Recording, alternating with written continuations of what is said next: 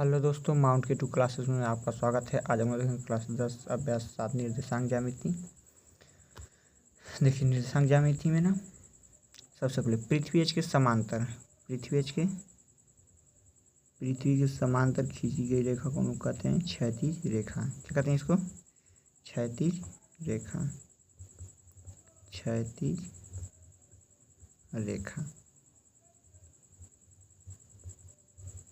क्षैतिज रेखा, इसी को कहते हैं एक्स अक्ष। मान लीजिए क्षैतिज रेखा है एक्स अक्ष, एक्स डैश देख लेते हैं। एक और दूसरी रेखा होती है जिसे हम लोग कहते हैं ऊर्ध्वाधर रेखा। ये हो गई पृथ्वी के समांतर है जो ना, देखिए पृथ्वी तल क्या है, समांतर है ना, और ये पृथ्वी तल के ऊर्ध्वाधर है, इसे कहेंगे ऊर्ध्वाधर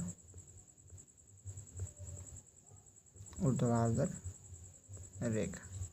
इसको हम दिखाते हैं वाई से। क्या दिखाते हैं? वाई या वाई डैश। ठीक है, वाई या वाई डैश। जो ये देखिए, ये जो समांतर रेखा इसे कहते हैं क्षैतिज रेखा या एक्स अक्ष, ये वाला ऊर्ध्वाधर रेखा।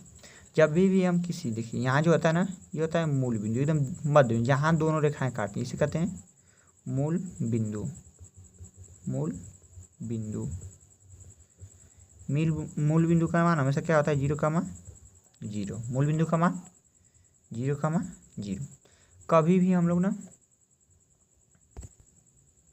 देखिए किसी भी बिंदु के ना वाई अक्ष से नापी गई दूरी, किसी भी बिंदु से वाई अक्ष से नापी गई दूरी एक्स अक्ष का निर्देशांक, एक्स अक्ष का निर्देशांक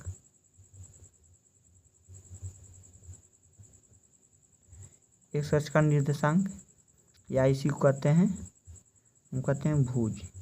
ठीक है, इसी को कहते हैं हम भुज। किसी भी बिंदु पर जब वाई अक्ष से, कहाँ से, वाई अक्ष से नापेंगे कोई भी दूरी, तो उसे हम क्या कहेंगे? एक्स अक्ष का निर्देशांक कहेंगे, या उसी को कहेंगे भुज। ऐसे ही जब हम एक्स अक्ष से वाई अक्ष पर नापते हैं, किस पर? वाई अक्ष पर, तो इसको हम क्या कहेंगे? इसको कहेंगे वाई अक्ष का निर्देशांक, वाई अक्ष का निर्देशांक, वाई अक्ष का निर्देशांक, या इसी को कहेंगे हम कोटि।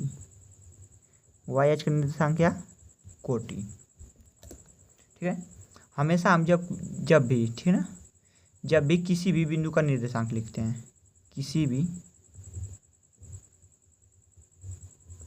बिंदु का निर्देशांक,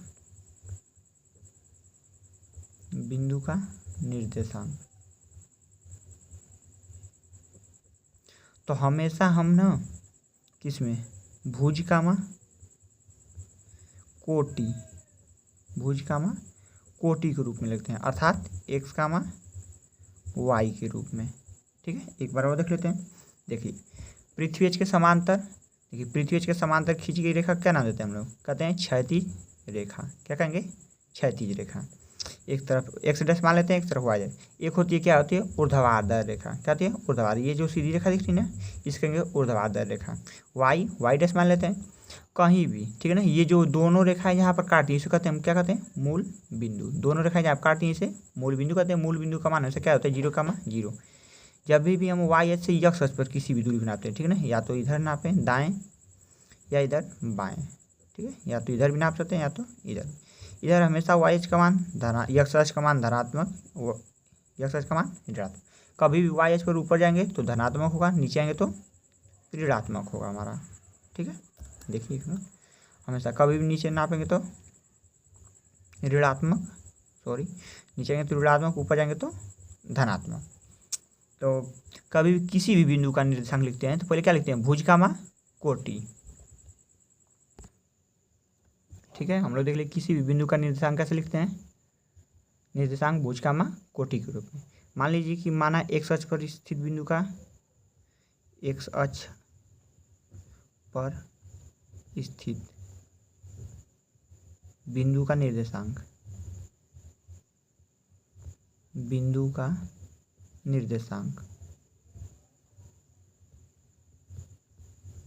ये क्या हो जाएगा? देखिए जब किसी भी बिंदु का ना एक्स अक्ष पर स्थित हो तो एक्स कामा वाई, क्या हो जाएगा? X comma y. एक्स अक्ष पर स्थित बिंदु का निर्देशांक हमेशा क्या होगा, एक्स कामा वाई। इसी तरह वाई अक्ष पर स्थित बिंदु का निर्देशांक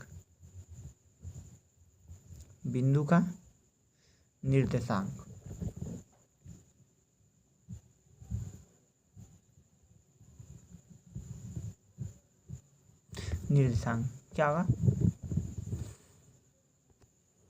ठीक है। देखिए वाई अक्ष पर स्थित बिंदु का निर्देशांक हमेशा क्या होगा, 0 कामा वाई, ठीक है। देखिए किसी भी बिंदु का निर्देशांक जब लिखते हैं तो क्या लिखते हैं, पहले भुज कामा कोटि एक्स कामा वाई। इसी तरह यदि वाई अक्ष पर स्थित कोई भी बिंदु है तो वाई अक्ष का निर्देशांक हो, देखिए एक्स अक्ष पर कोई स्थित है बिंदु तो एक्स अक्ष का निर्देशांक हो जाएगा एक्स कामा वाई। यदि कोई बिंदु वाई अक्ष पर स्थित है, वाई अक्ष का बिंदु का निर्देशांक हो जाएगा 0 कामा वाई, ठीक है।